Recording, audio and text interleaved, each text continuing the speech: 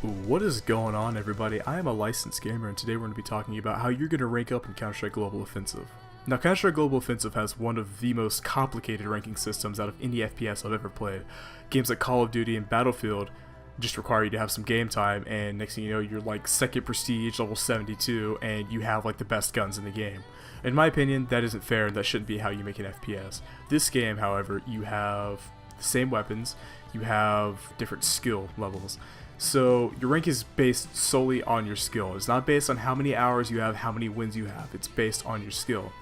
You could go 60. You could go 60-0 when it comes to wins, and if you bottom fragged every game, you're probably not going to get that high up. The reason being is because you're still not skilled at the game. You have teammates that help you win games too, which they base it off that also. But we'll get into that later. So the three major categories that they focus on whenever it comes to your rank are your KD ratio, your accuracy, and your MVPs. Your MVPs are the little stars on the right of your name whenever you hit tab and look at the scoreboard. It should have a number next to it. It'll say how many you have. The MVPs are basically at the end of every round. Whenever you look to the top of the screen, if it says your name, you got an MVP, which is amazing. Accuracy, there's no way to tell your accuracy except by looking at your regular stats. It'll give you a percentage, and then on top of that, your KD ratio. Your KD ratio, in my opinion, I think is one of the most important. Also, or one of the most important, not most important. It's based on your score also throughout all your games. So basically, you just want to try to be MVP. You want to try to top frag at all times. Even if it's not for kills, constantly defusing and planting bombs, that's probably going to also be your best bet.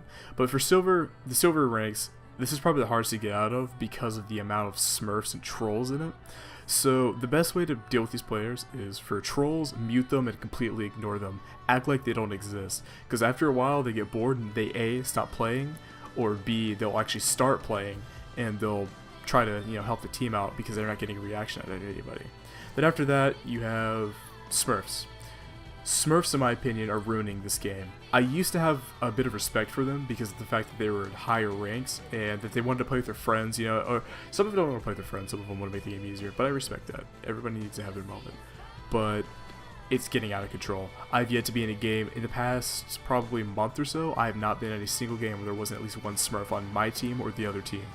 And the way you can tell is if there's a guy that has 67 hours, or somewhere along the line of below 100 hours on the game, and they have no other games other than that game, there's a good chance they're a Smurf. Now there are some people out there who only play this game on PC, and that normally they have around 500 to 600 hours, so you'd be able to tell immediately if they were Smurfs or not. If they've got over like 500 hours, you could probably doubt that they're a Smurf. So in order to get out of silver, also, you have to learn how to really defeat these people. Trolls, I already told you, there's not much you can do other than ignore them. But for Smurfs, there is a way. The thing about Smurfs is, after a while, Smurfs start getting really, really aggressive because they know that their other team is less skilled than them. Well, if you start playing really defensively on sites, even as a T, just start camping T-spawn. You'll notice immediately the difference. When they come rushing in, you're instantaneously headshotting them from around a corner because they're idiots and decide they want to run around a corner. Having trouble speaking there with a P90 or an AK or something, trying to pick you off because they think you're bad. That's their mistake. You have to take advantage of all their mistakes they make.